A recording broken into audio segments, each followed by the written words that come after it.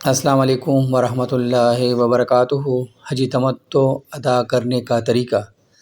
عمرہ اور حج الگ الگ احرام باندھ کر ادا کیا جائے تو وہ حج تمتع کہلاتا ہے۔ عام طور سے پاک و ہند سے جانے والے لوگ چونکہ حج تمتع کرتے ہیں، اس لیے ذیل میں اس کا مختصر طریقہ درج کیا گیا ہے۔ عمرہ ادا کرنے کا طریقہ۔ میقات سے پہلے احرام باندھیں، مکہ پہنچ کر طواف کریں، اس کے بعد سعی کریں، صفا مروہ کے درمیان 7 چکر لگائیں، سر منڈوائیں یا کتروائیں۔ آپ کا عمرہ مکمل ہو جائے گا اور اس کے بعد آپ احرام اتروا کے اپنے عام کپڑے پہن سکتے ہیں۔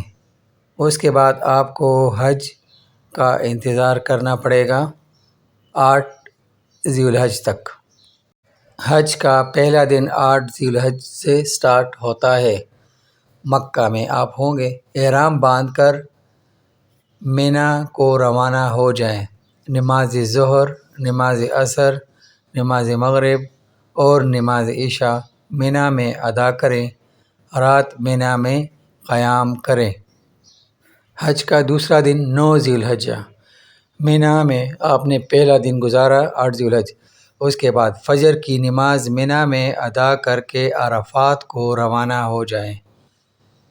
ظہر کی نماز عرفات میں پڑھیں، وقوف عرفات کریں۔ عصر کی نماز عرفات میں پڑھیں۔ اس کے بعد غروب آفتاب کے بعد مغرب کی نماز ادا کیے بغیر مزدلفہ کو روانہ ہو جائیں۔ عشاء کے وقت مغرب اور عشاء کی نمازیں ایک اذان اور ایک تکبیر کے ساتھ ادا کریں۔ 70 کنکریاں موٹے چنے کے برابر جمع کر کے شیطان کو مارنے کے لیے ساتھ لے لیں۔ رات مزدلفہ میں قیام کریں۔ حج کا تیسرا دن 10 ذی الحجہ۔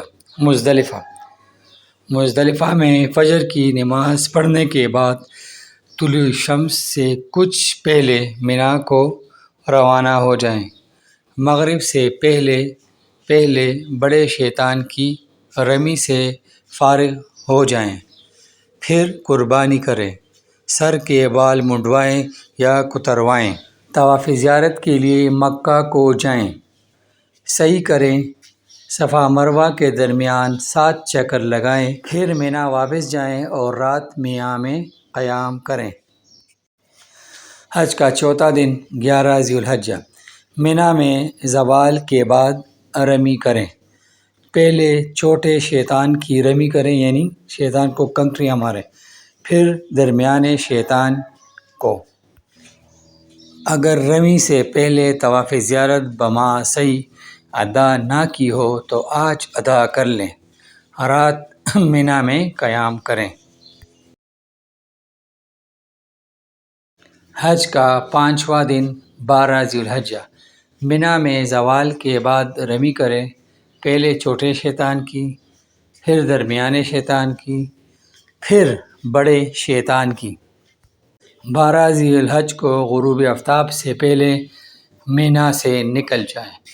غروب آفتاب کے بعد نکلنا مکروہ ہے اور صبح صادق تک وہاں ٹھہرنے کی صورت میں 13 تاریخ کی رمی بھی واجب ہوگی۔ طواف زیارت اگر نہ کیا ہو تو آج مغرب سے پہلے ضرور کر لیں۔ مکہ سے وداع کر لیں۔ لیجئے جناب، آپ کا حج مکمل ہوا، مبارک ہو۔ ہمیں اپنے دعاؤں میں یاد کیجیے گا۔